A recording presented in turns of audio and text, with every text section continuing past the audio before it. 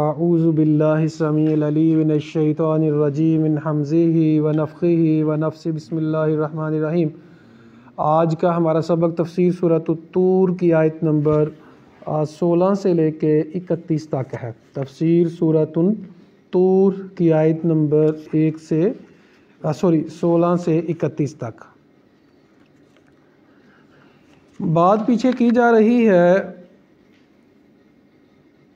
حاذہ النار التی کنتم بہا تکذبون، کہ جس جہنم کو تم جھٹلاتے تھے، فرمایا جائے گا کہ ان کو جہنم میں پھینک دو۔ پھر پوچھا جائے گا فسحر ھذا من تم لا تبصرون، کیا یہ جادو تھا جو دین تمہیں سمجھ نہیں آتی تھی؟ اتنی سیدھی سیدھی اور صاف باتیں جو تمہیں سمجھ نہیں آتی تھی، تو کیا یہ جادو تھا تمہارے لیے؟ ام انتم لا تبصرون، یا تم دیکھتے ہی نہیں تھے کہ سمجھ ہی نہیں آتی تھی، تم لوگ دیکھتے ہی نہیں تھے؟ وجہ کیا تھی، کیوں ایسے کرتے تھے؟ اصلوہا، جہنم میں داخل ہو جاؤ، فاصبروا، صبر کرو، او لا تصبروا، یا نہ صبر کرو۔ دنیا میں تو آپ لوگوں سے کہا جاتا تھا صبر کرو، لیکن آج صبر کرو یا نہ کرو سواء علیکم، تمہارے اوپر برابر ہے۔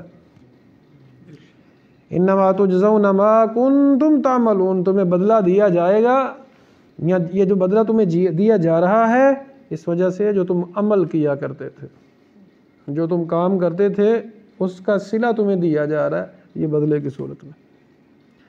ان المتقین فی جنات و نعیم، جہاں بھی اللہ تعالیٰ نے جہنم کی بات کی، وہاں پھر اللہ تعالیٰ نے جنت کی بات بھی کی۔ جہاں برے لوگوں کی بات کی، وہاں اچھے لوگوں کی بات بھی کی۔ ان المتقین فی جنات و نعیم، بے شک جو متقین ہیں وہ نعمتوں میں اور باغات میں ہوں گے۔ اللہ تعالی ہمیں متقین کی صف میں شامل فرمائے، متقین اور صالحین کی صف میں شامل فرمائے۔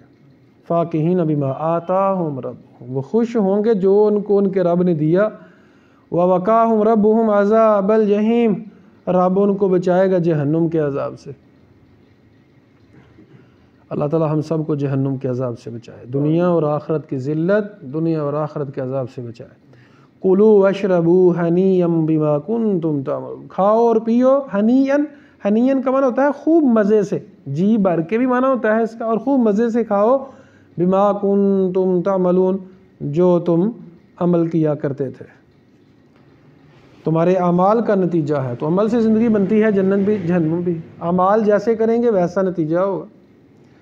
متکئین علی سرر مصفوفہ، وہ ٹیک لگائے ہوں گے۔ متّا کا معنی ہوتا ہے اتکا، اتکان مطلب ٹیک لگانا، ٹول آنا جسے ہم کہتے ہیں، ٹیک لگا کے، علی سرر مصفوفہ، تکیوں کے اوپر جو صف کے اندر بچھے ہوئے ہوں گے، یعنی بیٹھ کے ہوں گی بہت بڑی بڑی، جہاں اچھے لوگ نیک لوگ بیٹھیں گے، گپیں لگائیں گے، باتیں کریں۔ وَزَوَّجْنَاهُم بِحُورٍ عِین، اور ہم ان کا نکاح حوروں سے کریں گے جو بہت خوبصورت ہوں گی، سفید اور سیاہ آنکھوں والی، مطلب سفیدی، آنکھوں کے اندر خوبصورتی ہوتی ہے، تو آنکھوں کی جو رنگ ہے بیسیکلی جو سفید ہے وہ زیادہ سفید ہوگا، اور جو کالا رنگ ہے وہ زیادہ کالا، یعنی خوبصورتی انتہا کی ہوگی۔ والذین آمنوا، تو یہ تو متقین کی بات ہے، ہر قسم کی نعمتیں عطا کی جائیں گی۔ والذین آمنوا، جو ایمان والے ہیں، واتبعتہم ذریتہم بایمان، اور جن کی اولاد نے ایمان کے ساتھ ان کی پیروی کی، یعنی ایمان والوں کو بھی اور ایمان والوں کی جو اولادیں ہیں ان کو بھی، لیکن جنہوں نے عمل نیک کیے۔ الحقنا بہم ذریتہم، ہم ان کی اولاد کو ان کے ساتھ ملا دیں گے۔ یعنی یہ بھی ایک نعمت ہے کہ انسان کی اولاد بھی اس کے ساتھ جنت الفردوس میں ہو۔ اب سوال یہ پیدا ہوتا ہے کہ کیا والدین کی نیکیاں ان کو دی جائیں گی؟ نہیں۔ وما علتناہم من عملہم من شیء، کسی کا عمل کم نہیں ہوگا۔ وما علتناہم، نہیں ہم کم کریں گے، من عملہم، ان کا عمل، من شیء، کچھ بھی۔ کل امرئ بما کسب رہین، بڑی سمجھنے والی بات ہے جی۔ کل امرئ، ہر انسان، بما کسب رہین، جو اس نے کمایا، جو اس کے اعمال ہیں اس کے بدلے وہ گروی رکھا ہوا ہے۔ گروی رکھا ہوا ہے مطلب اچھے کام ہے تو اچھا انجام ہوگا، برے کام ہے تو برا انجام ہوگا، یعنی ڈیفینیٹلی اس میں کوئی شک نہیں ہے۔ ہوگا ہی ایسے. کوئی بندہ کہے جی نہیں ہو سکتا میں برے کام کرتا رہوں تو میں بچ جاؤں، نہیں ایسا نہیں ہے.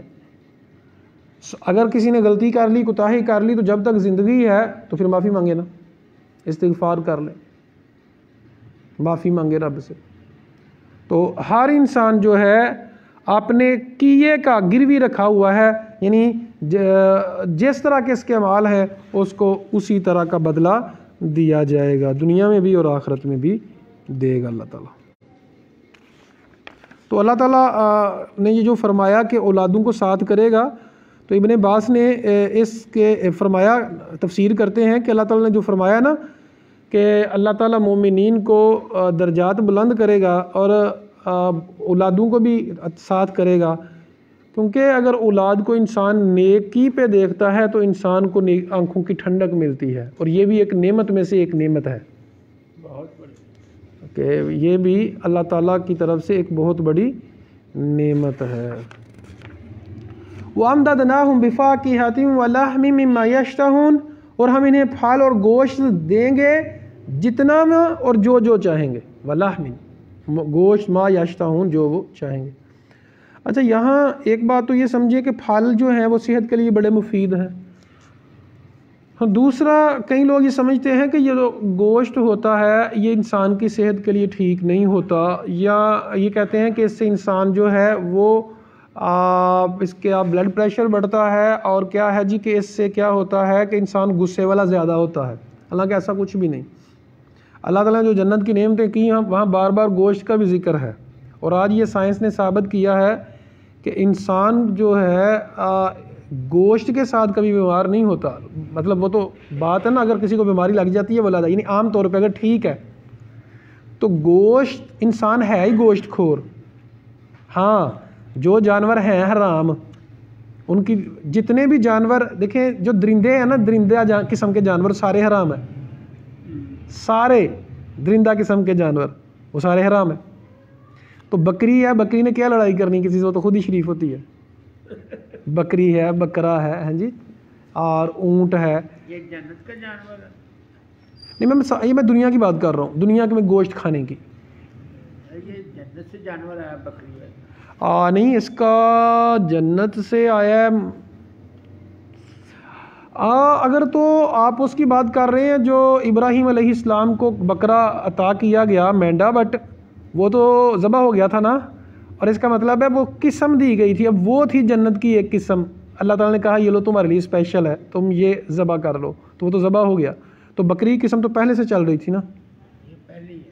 ہاں تو یہ بات ہے.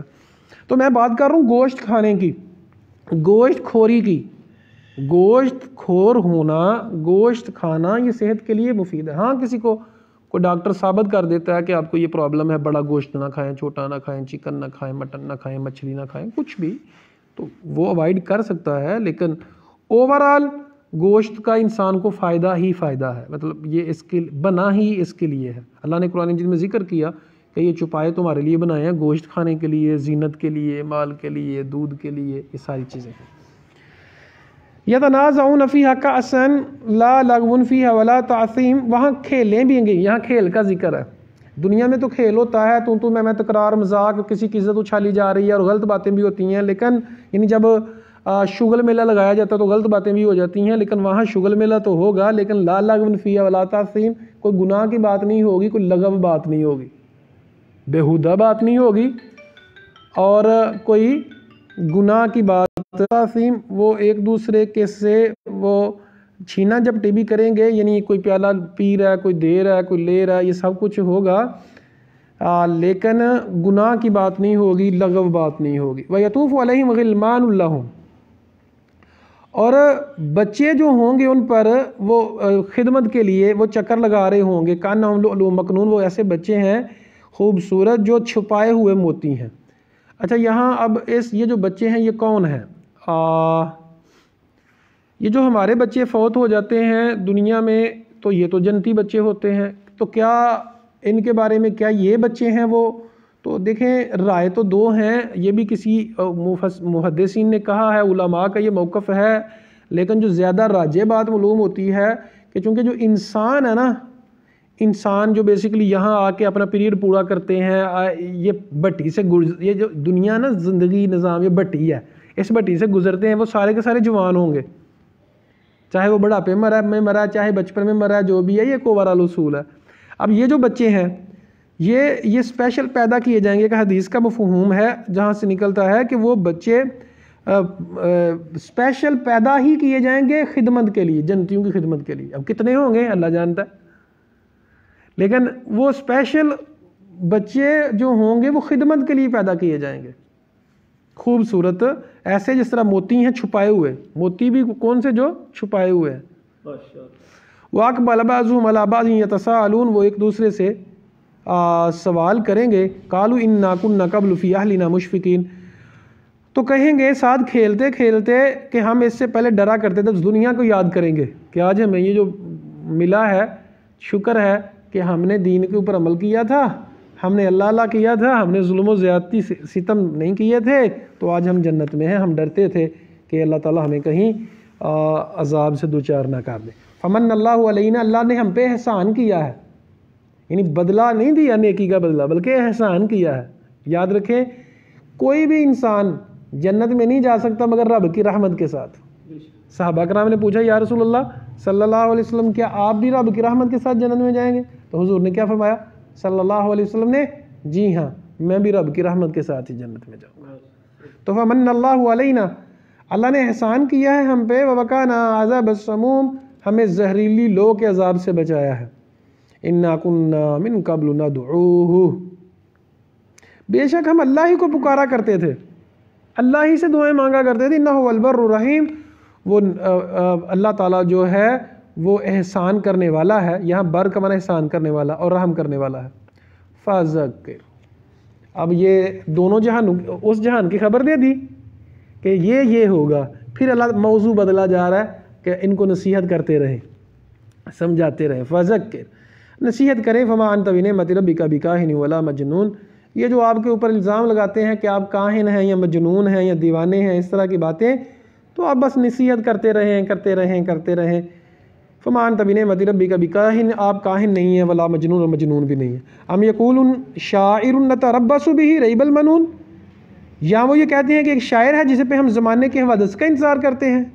نتربص بہ، یعنی نبی صلی اللہ علیہ وسلم کے اوپر الزام لگاتے تھے کاہن کا، مجنون کا، اور اسی طرح الزام لگاتے تھے شاعر ہونے کا، یعنی یہ قرآن مجید جو ہے وہ کہتے تھے یہ شعر ہے۔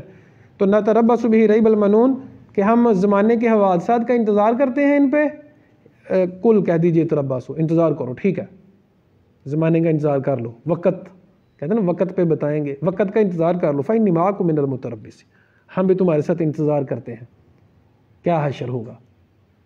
تو ابو جہل اینڈ کمپنی وہ سارے کے سارے کافر ذلیل ہوئے، اور اللہ تعالیٰ نے اسلام کو عزت عطا فرمائی، فتح عطا فرمائی۔ اللہ تعالیٰ سے دعا ہے اللہ تعالیٰ آج بھی ہم مسلمانوں کو عزت، فتح اور توحید کا غلبہ فرمائے۔ آمین ثم آمین۔ اقول قولی ھذا استغفر اللہ لی ولکم ولسائر المسلمین۔